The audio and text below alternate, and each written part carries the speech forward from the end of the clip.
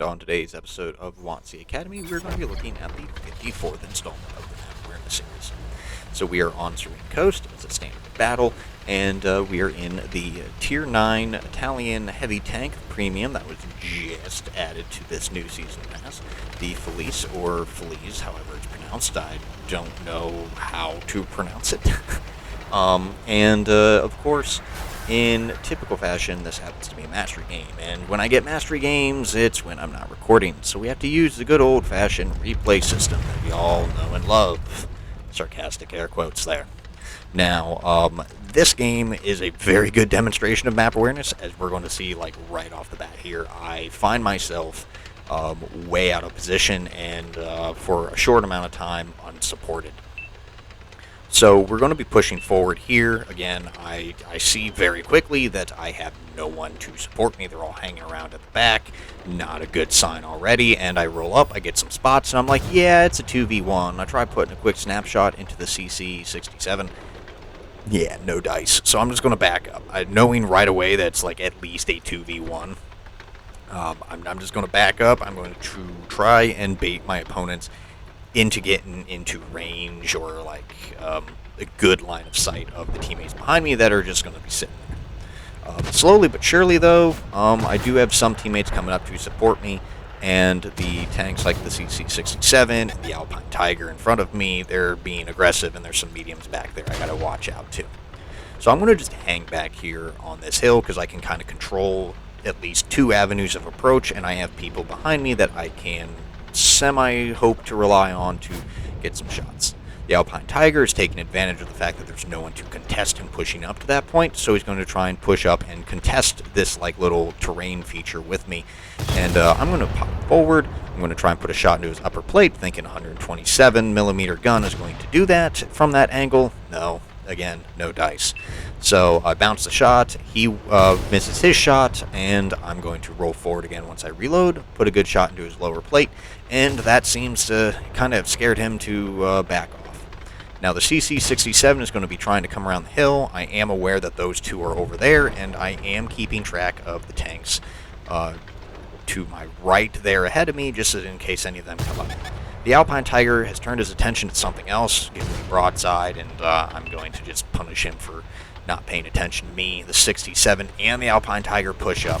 I see that I have an opportunity with the Alpine Tiger. I'm going to put a side shot into him, make him a one-shot for my teammates. He does get taken out, and now that just leaves me with the 67 and the Dragon that's behind me. Now, I saw the Dragon. I wanted to try and get him to back off by turning my turret. A little bit of a risky move, but the 67 has a long intra-clip reload, so I had time.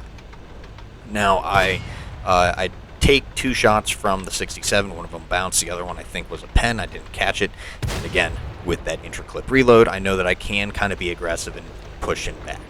Now, I was trying to get the lower plate. For some reason, I had a delay when I pulled the trigger. So I missed the shot, and I thankfully don't take an actual pen from the Earthshaker behind him, and I back off here. Now, the Dragon is still up there. I do put a shot into him. He gets taken out by the Grom behind me. The Grom is on point. I know he's paying attention, and the Earthshaker manages to bounce a shot off my turret. Now, I am going to push forward, put a side shot into the 67 because the opportunity was there, and I'm going to back around behind the terrain feature. Trying again to bait the 67 because I know that the Grom is back there watching. He is able to get good, reliable shots here. And now I'm just going to be playing the game with the 67, trying to see who is going to mess up their shot first. Now, he does manage to put his shot into the terrain, and again, knowing I have the time, I'm just going to roll up, casually take a nice, good aim shot, and then, there it is. This is when I get rushed by the Guardian STG, and the Earthshaker is kind of a little hesitant to push forward. I do put a shot into the Earthshaker because it was right there in front of me, and I didn't bother with the Guardian at the time because I have teammates behind me to help me, and I have a VK-45 that's sitting somewhere coming around. I do put two shots into the Guardian. One of them, it does take him out there at the end, and now it just leaves me in the VK-45 to push up on the Earthshaker. Now, I do manage to put another shot into the Earthshaker, and that one rolled high enough for me to take out, and so with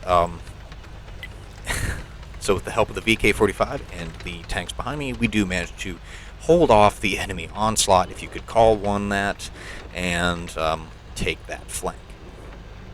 Now that just leaves a 50 TP that was hanging at the back. That probably would have been a little bit of a problem if it was up there on the flank with us. And of course we got a Panzerjäger to my right.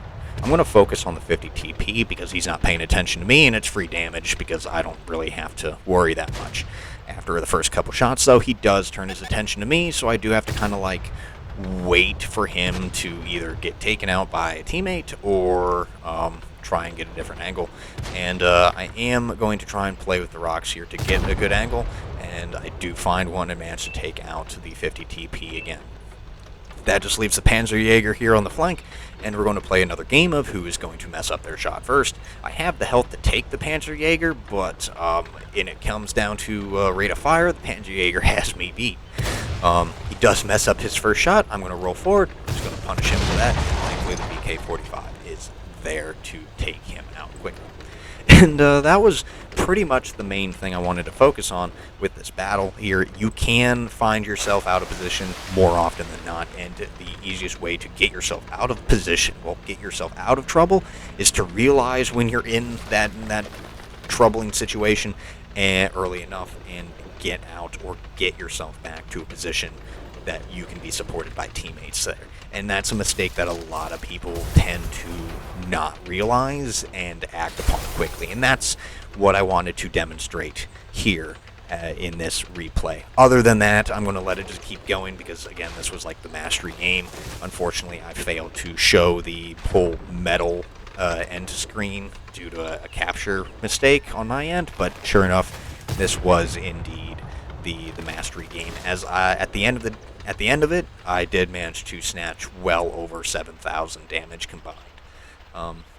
But yeah, going on the rest of the game here, just farming a T-32. My teammates were handling the other tanks, and you know, whether the T-32 had a connection issue or gave up, it's unknown to me. But I mean, free damage is free damage, and yeah, just gonna farm away. But that's going to do it, again, for today's replay. Hopefully you found this video helpful and informative. And if you enjoy this video, hit that thumbs up. And if you want to see more videos like this one, don't forget to subscribe. But until next time, this has been Darren of WoTC Academy.